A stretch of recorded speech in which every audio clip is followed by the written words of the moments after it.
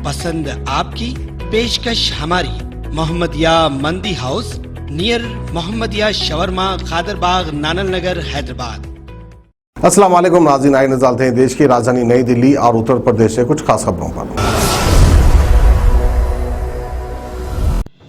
आप सभी का स्वागत है सच न्यूज में। आइए जानते हैं उत्तर प्रदेश और देश की राजधानी से कुछ खास खबरें।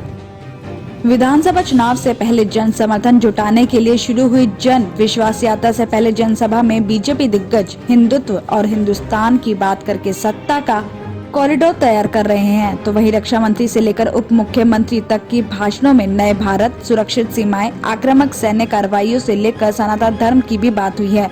तो वहीं जनसभा को संबोधित करते हुए रक्षा मंत्री ने पाकिस्तान पर भारत की तरफ से की गई सर्जिकल और एयर स्ट्राइक की बात करके बदले हुए हिंदुस्तान की तस्वीर पेश की है। दो टूक कहा कि भारत को तोड़ने, कमजोर करने की साजिश करने वाले पाकिस्तान को आगे भी मुंह तोड़ जवाब दिया जाता रहेगा। तो वहीं चीन पर बोले कि देश का मस्तक कभी झुकने नहीं देंगे, चाहे जितनी कुर्बानी क्यों न देनी पड़े। तो वहीं साथ ही लोगों को समझाने की कोशिश करते हुए ये भी कहा कि विकास के साथ साथ देश के स्वाभिमान की रक्षा भी सरकार बखूबी कर रही है। तो सिंह के संघ से लेकर बीजेपी बनने तक एजेंडे में शामिल रहे धारा 370 हटाने, अयोध्या में भव्य राम मंदिर बनाने का वादा पूरा कर देने की बात कहते हुए लोगों का ये विश्वास जीतने की कोशिश की कि बीजेपी की कथनी करनी में फर्क नहीं है। तो वहीं उप मुख्यमंत्री भीड़ से जातियों में नाप बंटने का आह्वान करते दिखे। कहा कि अब क्षेत्रवाद, परिवारवाद, जातिवाद, संप्रदायवाद नहीं, बीजेपी का विकासवाद चलने वाला है। अयोध्या में दिवाली पर दीपोत्सव, मथुरा में रंगोत्सव, भव्य कुंभ के आयोजनों का जिक्र करके हिंदुत्व को धार देते रहे।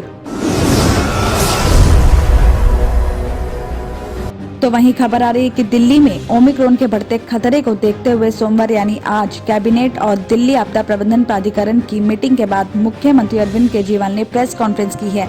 इसमें मुख्यमंत्री ने जानकारी दी कि ओमिक्रॉन के खतरे से लड़ने के लिए दिल्ली पूरी तरीके से तैयार है और इसके साथ ही उन्होंने केंद्र से गुजारिश भी की है कि वो राजधानी में बूस्टर डोज लगाने की परमिशन दे। केजरीवाल ने मुफ्त राशन वितरण को लेकर किए गए बड़े फैसले और टीचर्स यूनिवर्सिटी पर भी जानकारी दी है। मुख्यमंत्री ने बताया कि आज एलजी साहब की अध्यक्षता में डीडीएमए की मीटिंग हुई जिसमें कई विशेषज्ञ मौजूद थे। उन्होंने ओमिक्रॉन के बारे में कई बातें बताई, जैसे कोरोना का ये वेरिएंट बहुत तेजी से फैलता है लेकिन इसके लक्षण बेहद ही हल्के होते हैं।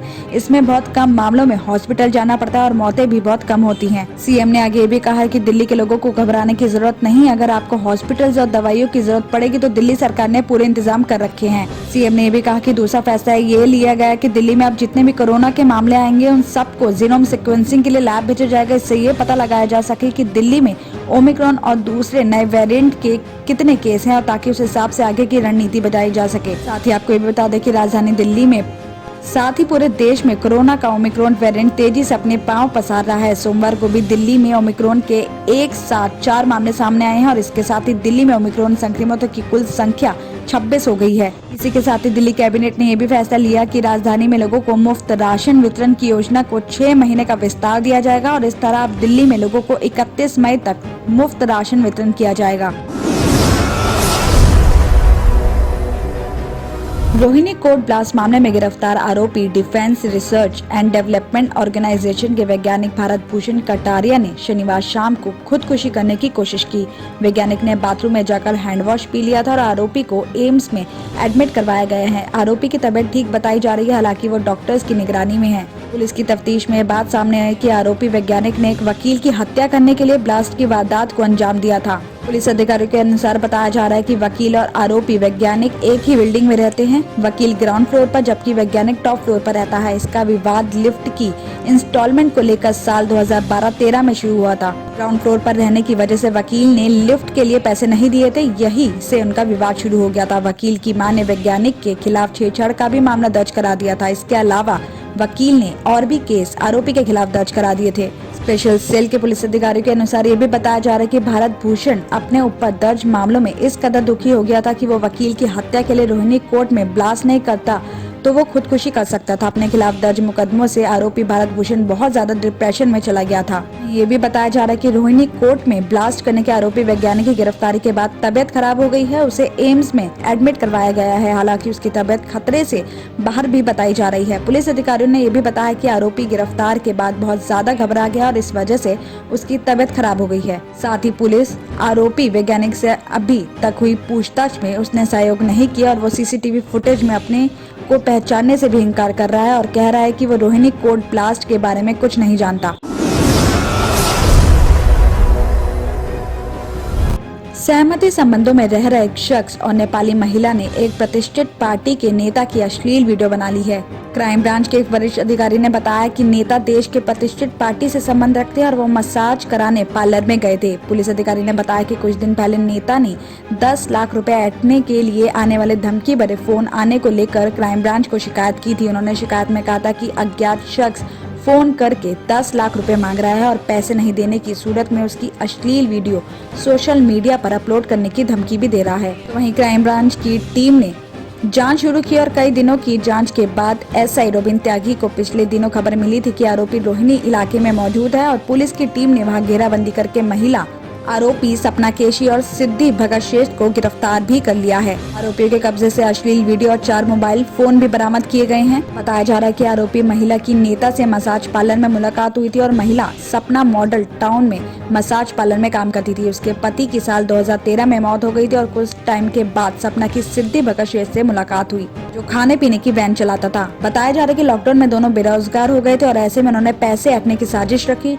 उन्होंने एक ऐप के जरिए नेता की अश्लील वीडियो बना ली। इसके बाद सिद्धि नेता से 10 लाख रुपए ऐंठने के लिए धमकी भरे फोन करने लगा। दिल्ली और उत्तर प्रदेश की खबरों में आज इतना ही। बाकी देश भर की और तमाम खबरें जानने के लिए देखते रहिए सच न्यूज।